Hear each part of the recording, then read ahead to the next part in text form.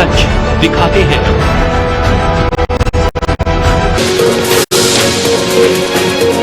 JKC news update के आज के इस अंक में आपका स्वागत है। मैं हूं आपके साथ उपमा शर्मा। न्यूज अपडेट में आगे बढ़ने से पहले नजर डालते हैं इस वक्त की प्रमुख सुर्खियों पर।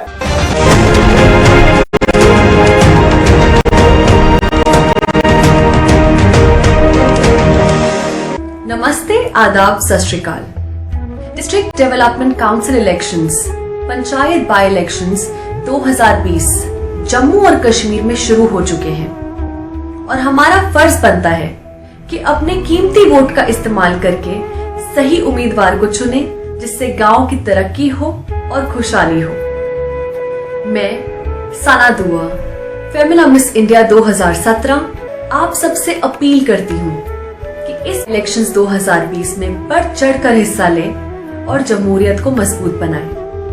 चलिए इस बार अहद कर लें कि अपना वोट जाति, धर्म और पैसे पर नहीं बल्कि सही उम्मीदवार को दें, बिना लालच और डर के। Issued in public interest by State Election Commissioner, Jammu and Kashmir.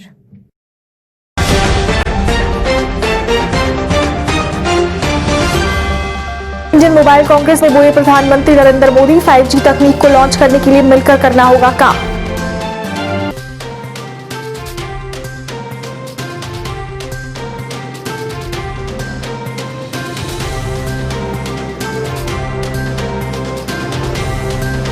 किसानों के समर्थन में जम्मू में कई संगठनों का प्रदर्शन, सरकार के प्रति जताई नाराजगी, किसानों की मांगे पूरी करने की अपील।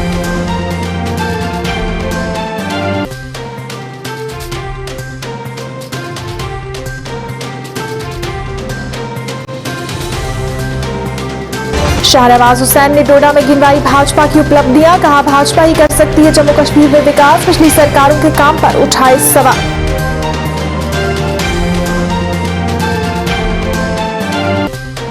और भदरवा के गुटासा के लोग बिजली की समस्या से परेशान, पीडीडी विभाग पर लगाए लापरवाही के आरोप, बिजली के पोल बदलने की मांग।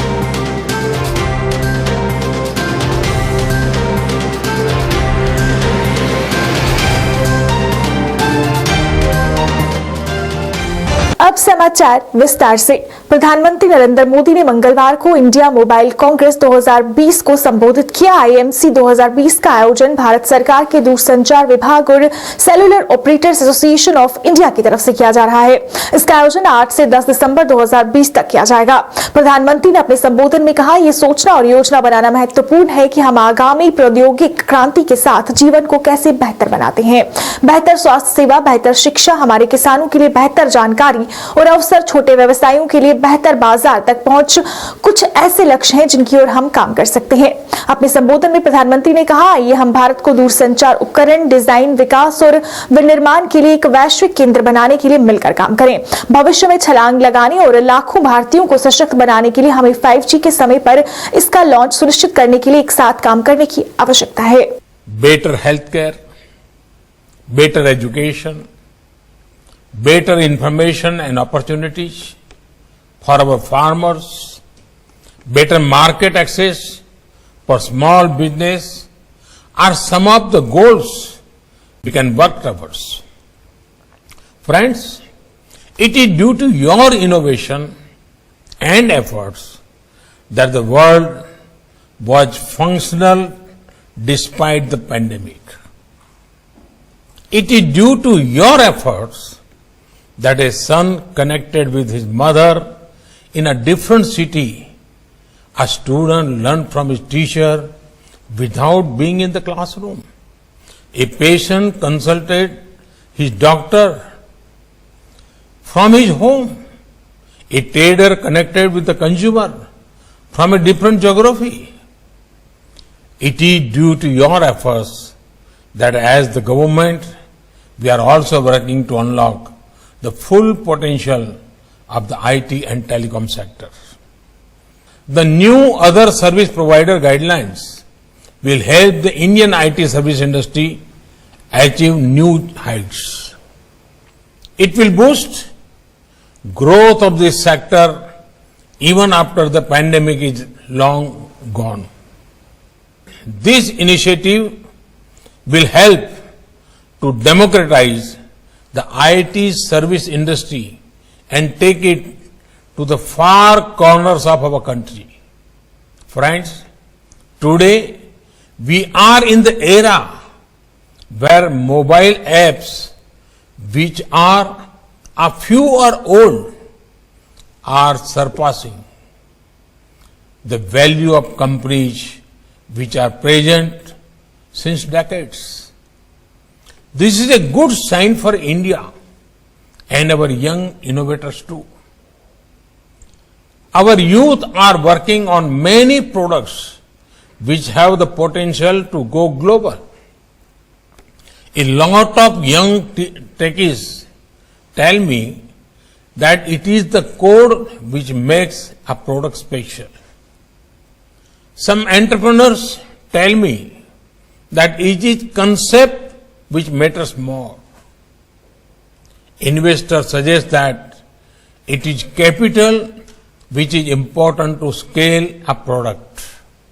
But often what matters the most is the conviction the youngsters have on that product.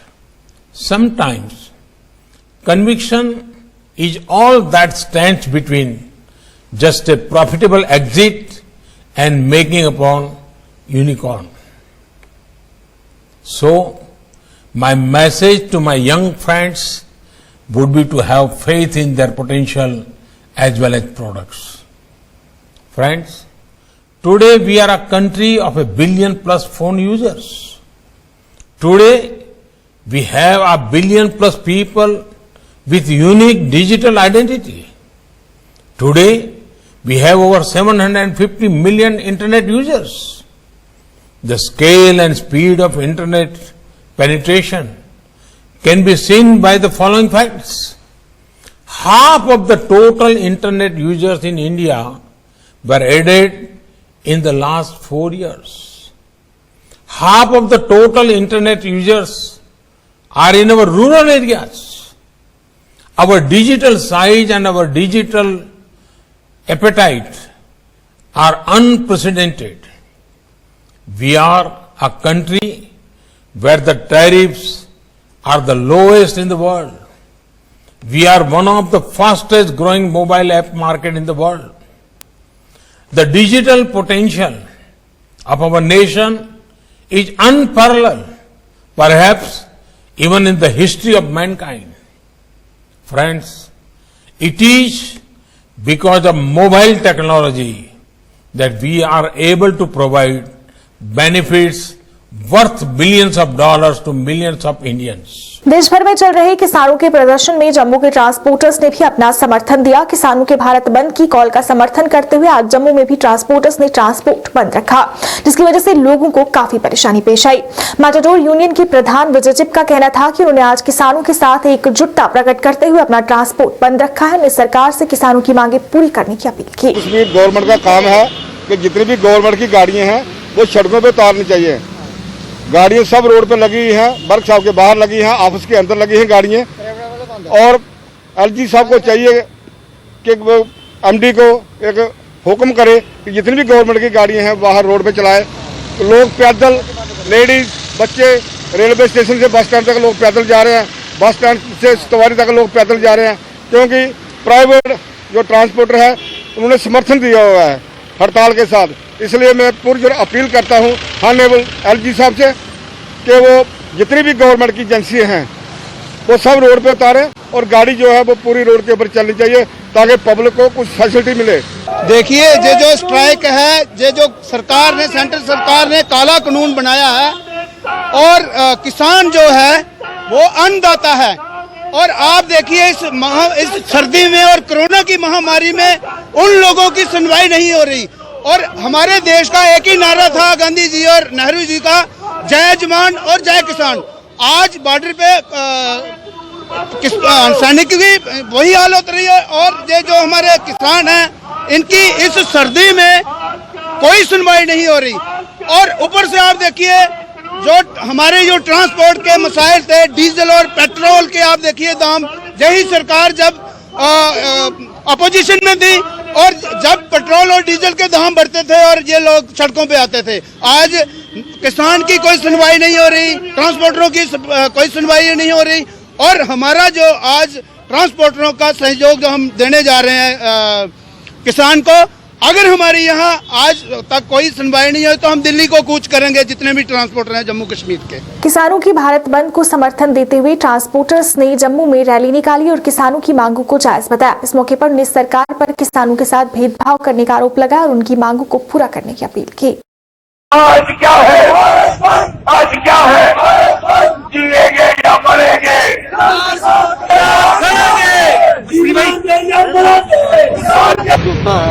ये जो किसानों ने यहाँ पे जो आज पूरे हिंदुस्तान में हड़ताल की रखी है, बहुत अच्छा किया है। लोग बड़े परेशान हैं, सरकार से लोग बहुत दुखी हैं। ये सरकार कुछ भी किसानों के हाल में कुछ नहीं कर रही है। काम काज पे जा रहे हैं, कोई भी काम जो है हमारा नहीं हो रहा है। अगर हम घर से किसी काम पे निकले हैं तो ये कोई भी काम, हमारे सारे रास्ते बंद किए हुए हैं। और ये लखनपुर से लेकर ले लद्दाख तक ये आज पूरा यहाँ पे ये बंद पड़ा हुआ है। पूरे हिंदुस्तान में ये आंदोलन हो रहा है इन किसानों की तरफ से। इनकी बातचीत सरकार को सुननी चाहिए और इनका कोई ना मसला हल निकालना चाहिए जिससे पब्लिक परेशान ना। अब बिल्कुल परेशानी, यदि कभी हॉस्पिटल में जाना है, कोई बीमार है वो नहीं जा रहा है। अगर किसी रेलवे स्टेशन या एयरपोर्ट पर जाना है, गाड़ियाँ नहीं चल रही हैं, गाड़ियाँ बिल्कुल बंद हैं, टोटल बंद की हुई हैं। हम लोग बड़े परेशान हैं। हमारी परेशानी सरकार को देखनी चाहिए और हमारा जल्दी से जल्दी ये किसानों का कोई ना कोई हल निकालना चाहिए। आज किसान यूनियंस ने बंद रखा है, उसकी सपोर्ट में ट्रांसपोर्टर्स, बाकी यूथ विंग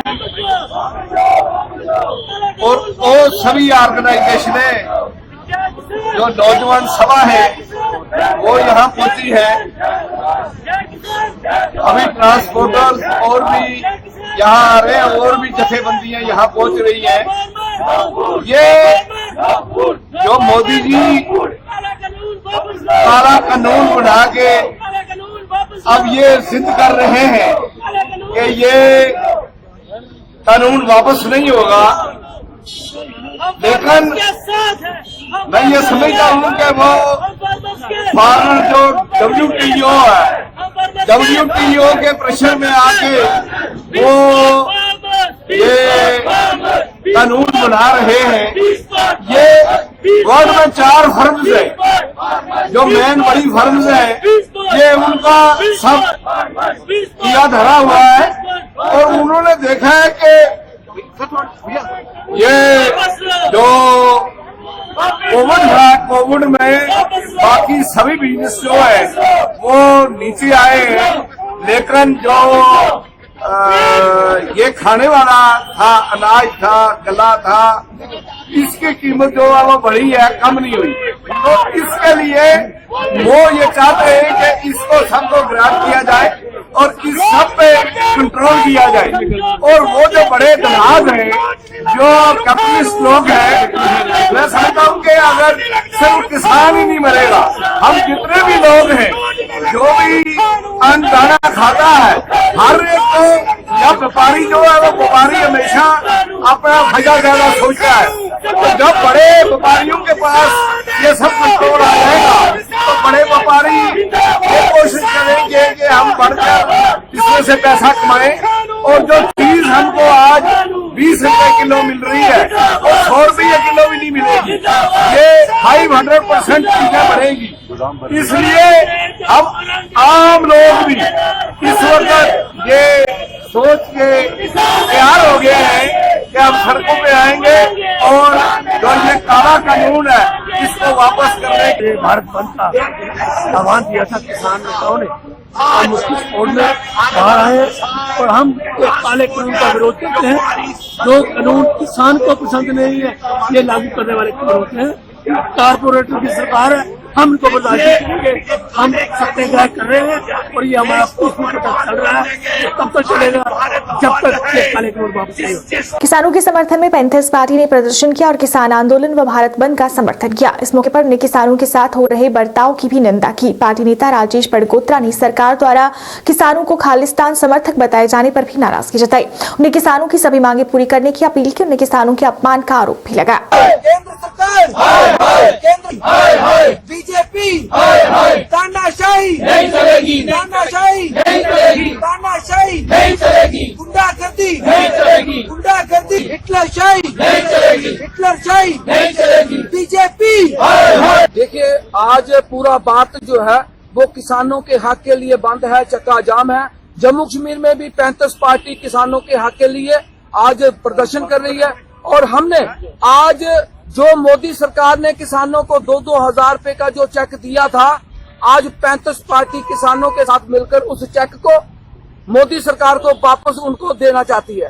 क्योंकि जिस तरीके से भारतीय जनता पार्टी के केंद्र से आए हुए जम्मू कश्मीर में जो मंत्री हैं, जो डीडीसी की इलेक्शन में प्रचार कर रहे हैं और हर स्टेज पे जो है वो किसानों को जलील कर रहे हैं कि हमने किसानों के खाते में 2-2 हजार रुपया डाला है, ये किसानों को जलील करने वाली बात है। हम ये कहना चाहते हैं कि जिस तरीके से हमारे किसान जो है वो इस इतनी सर्दी में जो है वो अपनी मांगों के लिए मोदी सरकार से गुहार लगा रहे हैं और मोदी सरकार उनके ऊपर पानी की बौछारें कर रहे हैं, उनके ऊपर टीयर गैस चला रहे हैं, उनके ऊपर गोलियां चलाई जा रही हैं और ऐसा लगता है कि मोदी सरकार जो है ये जनरल डायर जैसी जो है वो नीति अपनाए हुए है। जिस तरीके से जलियांवाला बाग में जनरल डायर ने उनके ऊपर निहत्थे लोगों के ऊपर गोलियां चलाई थी, वैसे ही किसानों के ऊपर इस तरह का बर्ताव करके मोदी साहब क्या दर्शाना चाहते हैं। आज किसानों को जो हमारे सिख भाई हैं, किसान हैं, उनको कहा जाता है कि ये खालिस्तानी समर्थक है। जो हमारे जम्मू कश्मीर के मुसलमान भाई हैं, उनको कहा जाता है कि ये मिलिटेंट है। ये मोदी सरकार, बीजेपी वालों, हम आपको वाजिया तौर पर ये कहना चाहते हैं कि ये वाली नीति जो है ये पैंथर्स पार्टी नहीं चलने देगी। किसानों के समर्थन में जम्मू के कई संगठनों ने मिलकर प्रदर्शन किया और किसानों के साथ एकजुटता दिखाई। काफी संख्या में कई संगठन एकजुट हुए और किसानों द्वारा दी गई भारत बंद की कॉल का समर्थन किया। इस दौरान पूर्व सांसद शेखुर रहमान मौजूद रहे, जिन्होंने सरकार द्वारा किसानों के प्रति अपनाए जा रहे रवैये की निंदा की और सरकार से किसानों की मांगे जल्द पूरी करने की अपील की।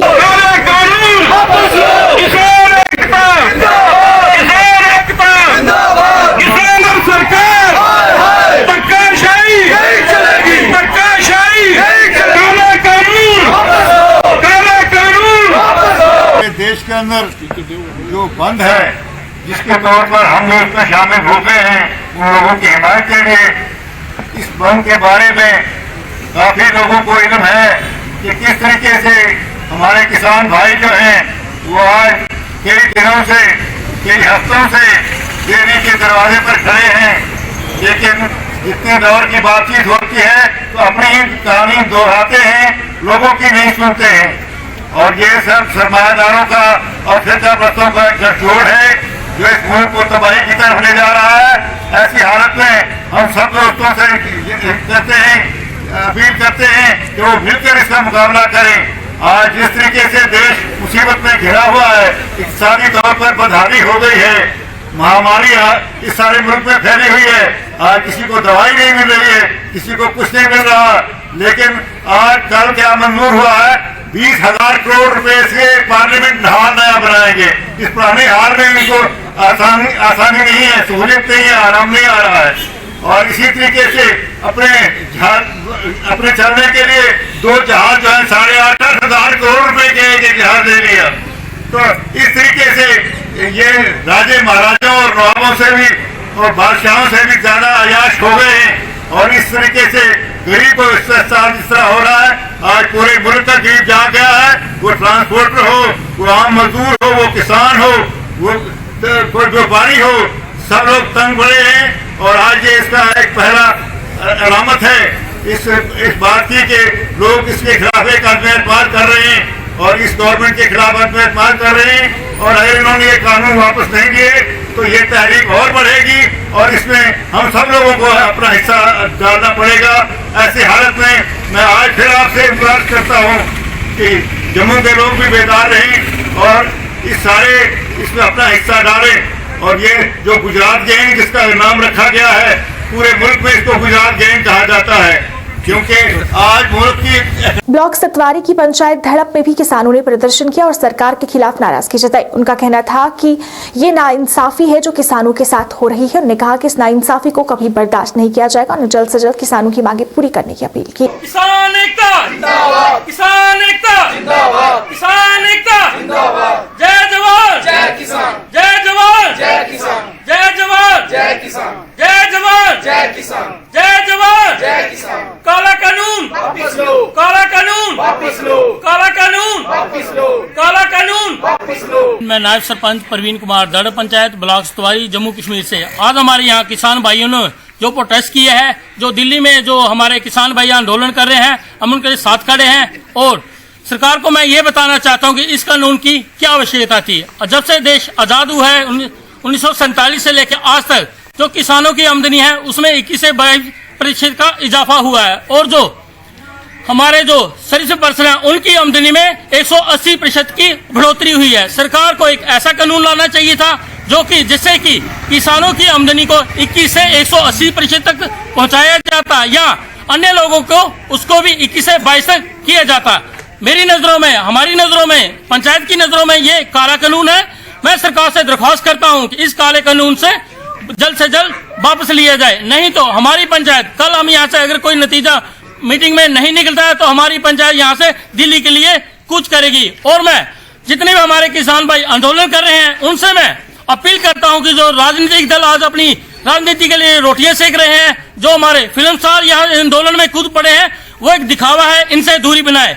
और जो किसान को यूं ही नहीं अन्नदाता कहा जाता है। हमारा जो ओहदा है बहुत ऊंचा है किसानों को, उसकी इज्जत को बरकरार रखते हुए इस आंदोलन को हम आगे ले जाएंगे। और जो राजनीतिक दल है इनको रोटियां भी नहीं सेकने देंगे। हम लड़ाई अपने हक के लिए लड़ेंगे। शिवसेना बाला साहब ठाकरे द्वारा आज सांबा में किसानों के समर्थन में प्रदर्शन किया गया। प्रदर्शनकारियों ने नारेबाजी कर नाराजगी जताई। प्रदर्शनकारियों का कहना था कि पिछले इतने समय से किसान सड़कों पर है और सरकार उनकी मांगे नहीं मान रही। उन्हें सरकार से किसानों की मांगे जल्द से जल्द पूरी करने की अपील की। जय किसान, जय जवान, जय किसान, जय जवान, जय किसान, जय जवान, जय किसान, जय भारत माता की जय, भारत माता की जय, भारत माता की जय। शिवसेना जिंदाबाद, शिवसेना जिंदाबाद, शिवसेना जिंदाबाद, शिवसेना जिंदाबाद।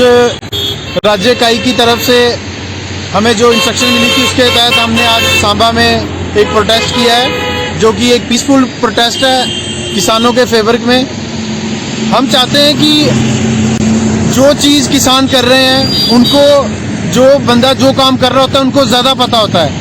जो काम हम लोग कर नहीं रहे उसके बारे में हमें कोई नॉलेज नहीं है। कोई चीज़ सरकार बनाती है वो हमारे बेनिफिट के लिए बनाती है।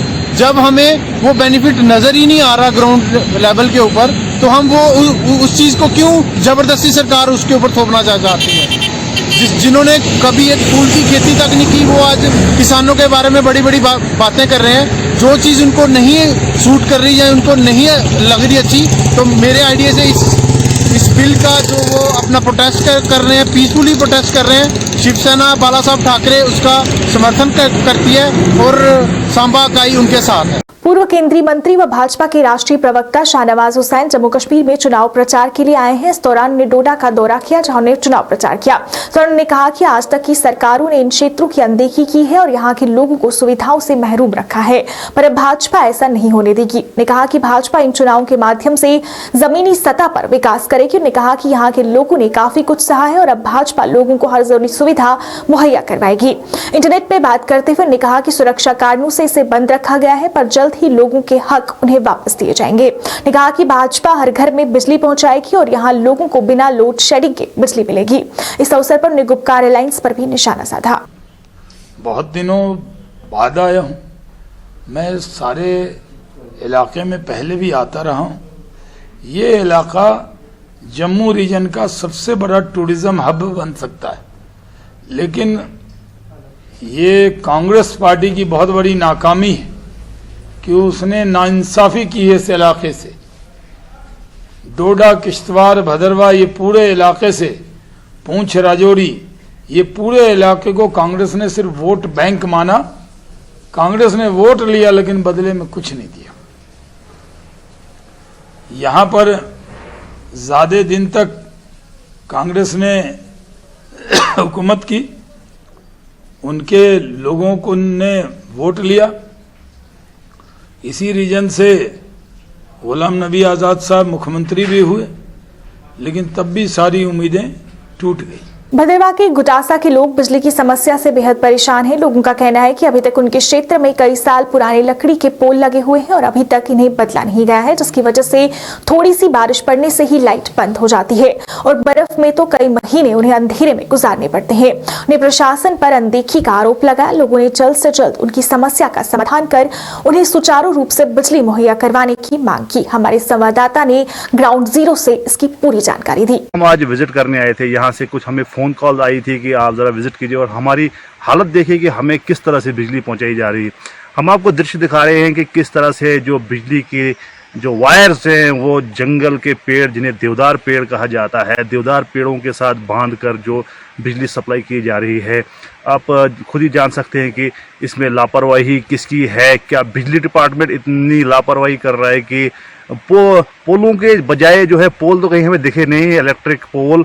ये है कि जंगल के जो पेड़ होते, देवदार पेड़ जो होते, जिनकी सुरक्षा करना फॉरेस्ट डिपार्टमेंट का काम है, लेकिन हम देख रहे हैं कि बिजली डिपार्टमेंट ने जो अपनी जो इलेक्ट्रिक वायर्स हैं वो देवदार के पेड़ों से बांध के आगे उसको सप्लाई कर रहे हैं और गुतासा गांव में वो जो है बिजली पहुंचा रहे हैं। साफ जाहिर होता है कि सरकार की तरफ से तो सब पैसा आता होगा, इसमें कोई दो राय नहीं है।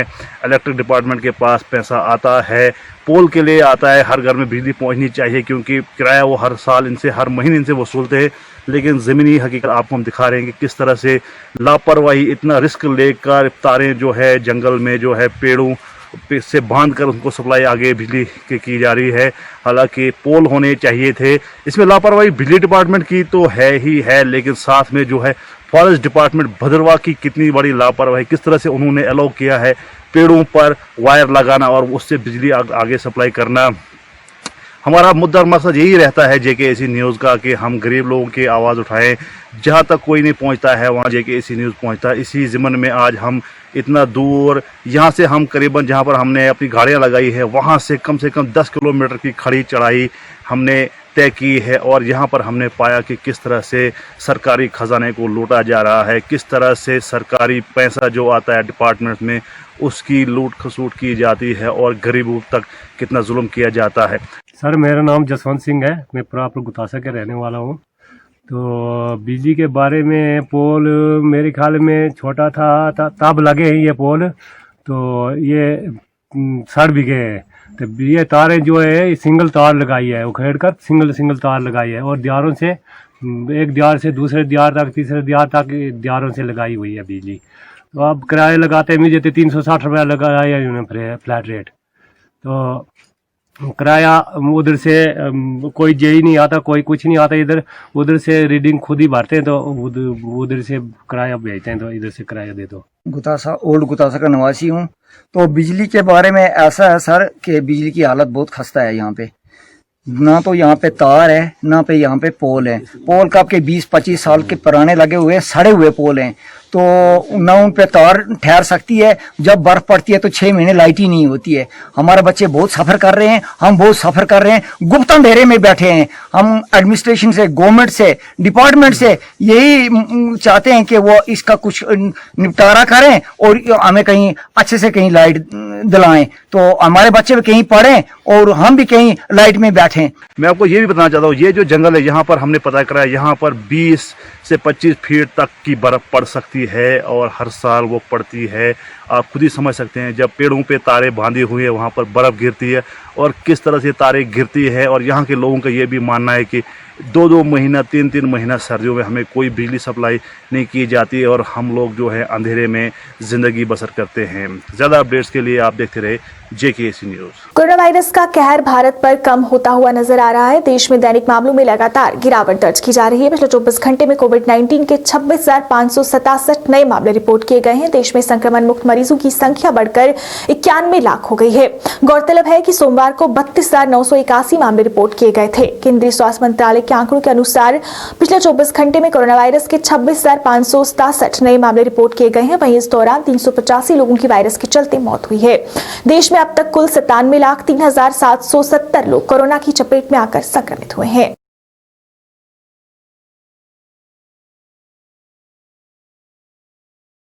जेकेसी न्यूज अपडेट के आज के इस अंक में फिलहाल इतना ही। इसी के साथ मुझे और मेरी पूरी टीम को दीजिए इजाजत और आप देखते रहिए जेकेसी न्यूज। नमस्कार। खोने लगी हैं खबरें, दम तोड़ने लगे हैं सरोकार, विचारधारा की लड़ाई में गुम हो रही मीडिया की पहचान। कोई समझौता नहीं, संतुलन के साथ खबरों के सफर की नई शुरुआत। खबरें जो आपको सीधे जोड़ती हैं हमसे, जिनका आपकी जिंदगी पर होता है सीधा असर।